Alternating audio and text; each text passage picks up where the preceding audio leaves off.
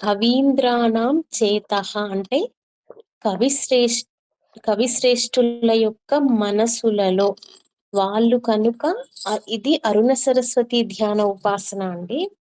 అరుణ సరస్వతిని ధ్యానం చేస్తే, ఉపాసన చేస్తే, తలుచుకుంటే, ఆలోచించుకుంటూ ఉంటే వాళ్ళకి ఏమవుతుందంట, వాళ్ళ యొక్క మనసులు అది కమలవన బాలా తపరుచి అంటున్నారు. వారి మనసులను దేనితో పోలుస్తున్నారు? కమలవనంతో పోలుస్తున్నారనమాట. ఆ కవిశ్రేష్ఠుల యొక్క కమలములు అనే మనస్సులు సూర్యకిరణముల యొక్క లేత సూర్యకిరణములు అన్నమాట. అంటే పద్మం సూర్యకిరణములతో విచ్చుకుంటుంది. వీళ్ళ హృదయాలు ముందర ముడుచుకొని పోయి ఉన్నాయన్నమాట. అమ్మవారి యొక్క ధ్యానం చేసేసరికి అవి వికసించిపోయి వాళ్ళల్లో కవితా సామర్థ్యం పెళ్ళుబికి వస్తుందన్నమాట. అందుకని కవీంద్రాణం చేతః కమలవన బాలా తపరుచి. మనకి పద్మాలు అని ఉన్నాయి, కలువలు అని ఉన్నాయండి. పద్మాలేమో సూర్యకిరణాలతో విచ్చుకుంటాయి, కలువలేమో చంద్రకిరణాలతో విచ్చుకుంటాయి.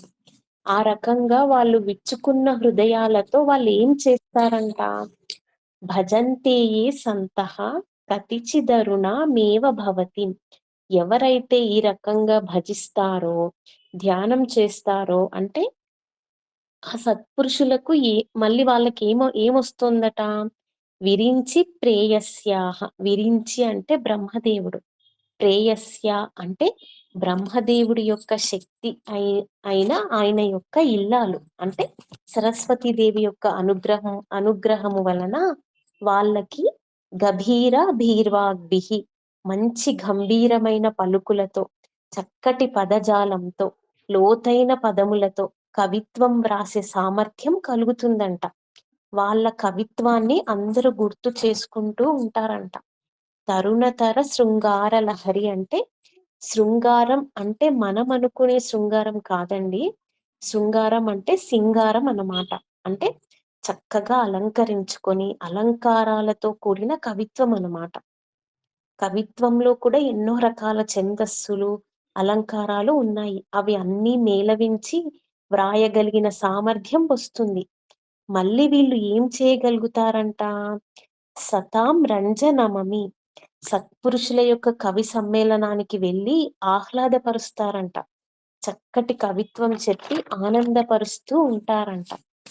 వాక్ సామర్థ్యం, కవితా సామర్థ్యం, జ్ఞానము అన్నీ కూడా సరస్వతీదేవి అనుగ్రహం వలననే కలుగుతాయండి. ఏ పాట పాడినా చక్కగా ఏ పాట పాడుతున్నా చక్కగా ఎందులో అయినా రాణించాలన్నా అసలు అలా పాడటమే సరస్వతీదేవి యొక్క అనుగ్రహం. జ్ఞానమే కదా అండి మనకి ఏదైనా నేర్పించేది. ఇదంతా కూడా అమ్మవారి యొక్క అనుగ్రహం అన్నమాట. అంటే అరుణ సరస్వతిగా చెప్తున్నారు మనకి ఈ శ్లోకంలో. ఓకేనా అండి భావం?